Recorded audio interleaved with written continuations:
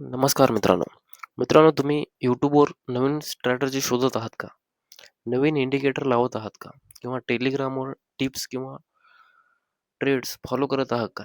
पण तरीही तुम्ही प्रॉफिटेबल होत नाही किंवा तुम्ही प्रॉफिट कमवत नाही.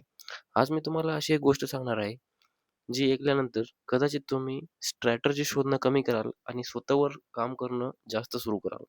कारण ट्रेडिंगमध्ये यश मिळवून देणारी गोष्ट स्ट्रॅटेजी नाही, तर ती हॅबिट आहे, हॅबिट. तर मित्रांनो, अनेक लोकांना वाटतं, की आपण एक परफेक्ट स्ट्रॅटेजी शोधावं आणि तीच स्ट्रॅटेजी शोधल्यानंतर 100% पैसा प्रॉफिट देईल. तर मित्रांनो, वास्तव वेगळं आहे. जगात अशी एकही स्ट्रॅटेजी नाही, जी तुम्हाला 100% प्रॉफिट मिळवून देईल. मोठे-मोठे प्रोफेशनल्ससुद्धा लॉस घेतात. फरक एवढाच असतो, की ते लॉस स्वीकारतात आणि नियम मोडत नाहीत. नवीन ट्रेडर मात्र लॉस झाला, की स्ट्रॅटेजी बदलतो. पुन्हा दुसरी घेतो, पुन्हा तिसरी आणि वर्ष संपतं, पण प्रॉफिट काही येत नाही. तर मित्रांनो, या गोष्टीचं सोल्युशन असं आहे, की समजा तुमच्याकडे ₹10,000 आहेत, पण एका ट्रेडमध्ये तुम्ही संपूर्ण पैसे लावले, लॉस झाला, तर तिथंच तुमचं अकाउंट झिरो होऊन जातं. पण जर प्रत्येक ट्रेडमध्ये तुम्ही 1% 2% एवढी जर रिस्क घेऊन तुम्ही जर काम केलं, तर तुम्ही अनेक चुका करूनही मार्केटमध्ये टिकून राहू शकता. ट्रेडिंगमध्ये पहिला उद्देश प्रॉफिट नसतो. पहिला उद्देश म्हणजे मार्केटमध्ये टिकून राहणं हा असायला पाहिजे तुमचा. तरच तुम्ही ट्रेडर म्हणून एक दिवस नक्कीच प्रॉफिटेबल होऊ शकता. अनेक लोक स्टॉप लॉस लावतात, पण प्राईस जवळ आला की स्टॉप लॉस खाली सरकवतात आणि शेवटी छोटा लॉस होतो. छोटा लॉस मोठा होतो. हे ट्रेडिंग नाही, तर ही एक आशा आहे, म्हणजेच होप आहे.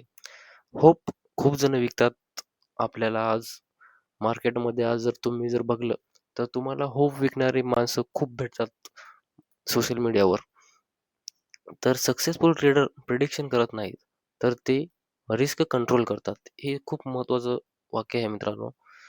जे प्रोफेशनल ट्रेडर आहेत, ते मार्केटला प्रेडिक्ट नाही करत किंवा मार्केट प्रिडिक्शन करत नाहीत ते. पण ते स्वतःची रिस्क कंट्रोल करतात, ज्यामुळे ते प्रॉफिटेबल होतात. प्रत्येक ट्रेडनंतर स्वतःला 3 प्रश्न विचारा. मी एंट्री का घेतली? मी नियम पाळले का?